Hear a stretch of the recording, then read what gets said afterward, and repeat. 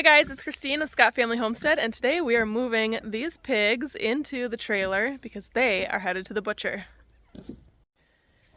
We are keeping this gilt and this little guy right here, and they are going to be our breeding pair. But these other four are headed out today. You can see they did a number back here. Really took down this pasture and dug it up pretty good. And so in addition to moving these guys out of here, we're going to have to give new pasture to the two that are staying.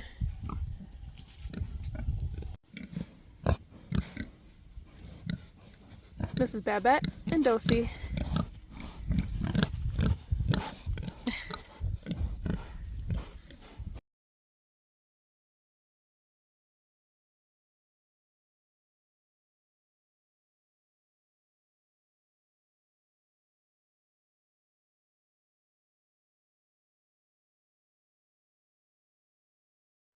All right, on that note, I actually have some pork products left from last year that I need to get out of the freezer before these guys come home. So we're keeping two of these pigs for ourselves, and we're gonna have a lot to put into our freezers. So I have a large bag of lard and a bunch of breakfast sausage that I'm actually gonna can and make shelf stable.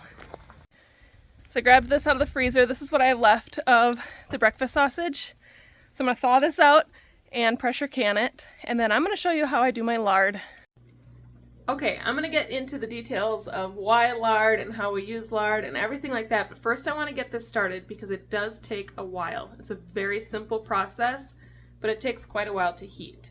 So I have my crock pot here. I've got about a cup of water in the bottom, and I'm going to start adding my lard, and it needs to be in small chunks. So your options here are to chop it into small chunks or to run it through a meat grinder. Our butcher that we used last year actually runs all of the lard through a meat grinder and then freezes it as one solid bag. We thawed that out yesterday and chopped it up, but it will break apart into little pieces. Last year we did a whole pig. I have these two big bags of lard, and this is half of what we got. So you will get quite a bit from a pig. If you don't raise your own pigs, you can buy this from a butcher for really cheap. You want to make sure that you are getting pasture-raised or forest-raised for the best quality, nutrient-dense lard. And if you can, you want to get leaf lard, which my butcher doesn't separate it out, but leaf lard is the fat that's around the kidneys, and that's a really pure lard that's not going to have a pork flavor to it.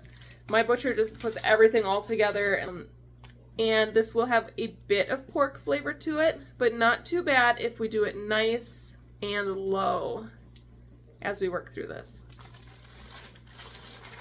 This looks like one big chunk, but it's actually a lot of little tiny bits. Once it starts to heat, it's going to fall apart really easily.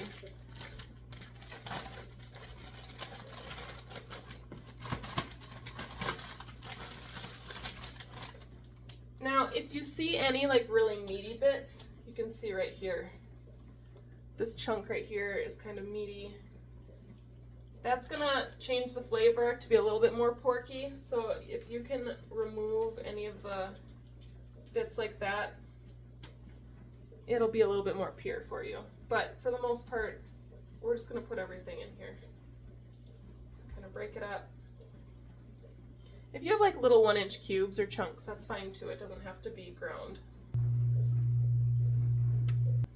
And we're gonna get this going on low. If you do it on low, it's going to keep it from cooking those meaty bits really quickly and changing the flavor of it. So as long as we do it really low like this, we'll get a nice clean white lard. Now I am going to put the lid on this to kind of hold the heat in. This is going to take several hours, so you want to start this in the morning so that you can have it done by the end of the day. Otherwise you're going to be having it go overnight and you're not going to be able to keep an eye on it quite as well. You can do this on your stovetop as well. I find it's a little bit harder to maintain the temperature just right, whereas a crock pot makes it super easy to keep it on low. So I'm going to let this go for a few hours and then we will check back in on it. At this point, we're starting to melt down pretty good, so I'm going to take the lid off and cook any of the water out of this before I start rendering and straining this. Okay, I'm at the part where I'm going to start ladling this off. So I have a stainless steel filter with a little mesh insert. I actually use this for straining my milk in the morning, but that's going to be perfect for this. So I've got it set up here with a quart jar, and I'm just going to start scooping off the liquid on the top and putting it through this filter.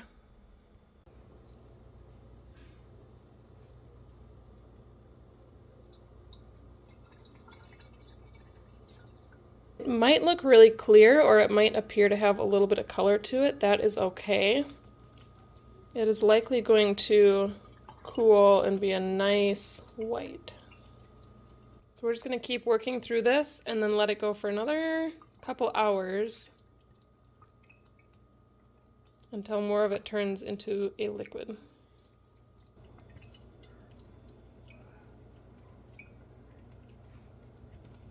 I'm just going to stir this up and continue to let it melt. I'm going to leave the lid off in case there's any extra water in here. Let that boil off. And then we're going to come back to this in a little bit. So while this renders down, I want to talk a little bit about lard and the bad rap that it has gotten over the years. So lard used to be used for all sorts of things. It's an easy fat to get from farmers and locally produced, but it was replaced over time with shortening, which, as we know, trans fats and hydrogenated oils have now been found to not be so good for you. As it was used to replace lard, it actually doesn't have any nutritional benefits to it. And lard is actually a healthier form of fat than what you're going to find in shortening. Lard can actually be used to raise your good cholesterol and lower the bad cholesterol. It also, when it's raised like this one was raised in forest or pasture, it can actually have a ton of vitamin D in it, along with a lot of other nutrients. It also has a high smoke point, so it can be used for a lot of things, including frying. So, while it may seem like something that your grandparents used and that is outdated, it is actually a much better option for you than most of what is on the market as far as fats go. My sausage has thawed out, so I'm going to start browning this up, and then I'm going to get it packed for the pressure canner. I'm not going to do a whole video on this quite yet, just because I've never done this before, and I want to make sure the flavor is good and the process works well, and I get a good seal on these jars. In general, though, your process for ground meats like this is going to be to brown it slightly. You don't have to cook it all the way through because it's going to finish cooking in the canner. We're going to top it off with boiling water with a 1-inch headspace, and I'm going to process these at 15 pounds of pressure for my area and 75 minutes for pints, and then you do 90 minutes for quarts. Okay, I finished my sausage that is canned, and it worked really well. It's got a little fat cap in there. You could remove more of the fat when you brown your meat if you want to, if you don't want that fat in there. But I was able to get 15 pints out of 12 pounds. And if you're looking for a recipe or some guidance on how to do this, this is the book that I used. And if you've been following me, you know I recommend this for everything. It is kind of my go-to canning book. So I highly recommend getting your hands on a copy of this. I will link it in the description to my Amazon affiliate link, and I really appreciate anytime anybody makes a purchase from those. It does give me a little tiny kickback for my family.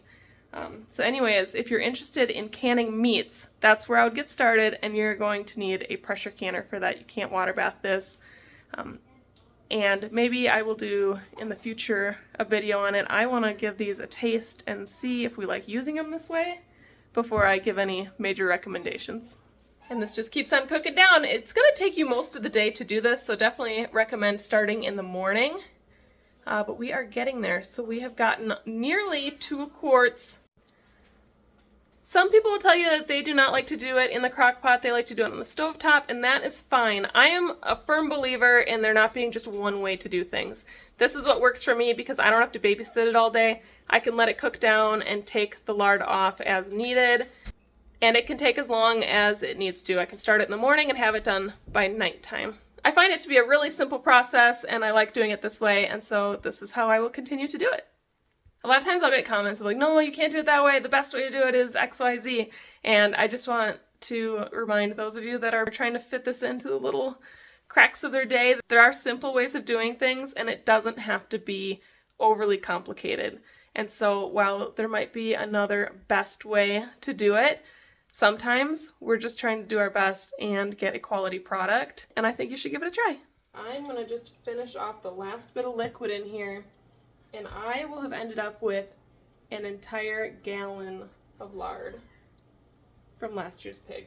So, is lard something that you're interested in? Let me know in the comments. I'd like to know if you guys are returning to fats like this. If you are local, I've got more lard coming and I would love to share. And if you're not local, seek out your local butcher or farmer and see if you can get your hands on some lard to be rendered, because there's usually a major surplus of it, especially because a lot of people aren't using it.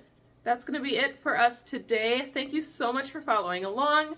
Don't forget we're on Facebook and Instagram as well. I hope to see you over there. Make sure that you are subscribed to our channel so you can keep up to date with all of our latest projects. And I'll see you on the next one. Bye guys!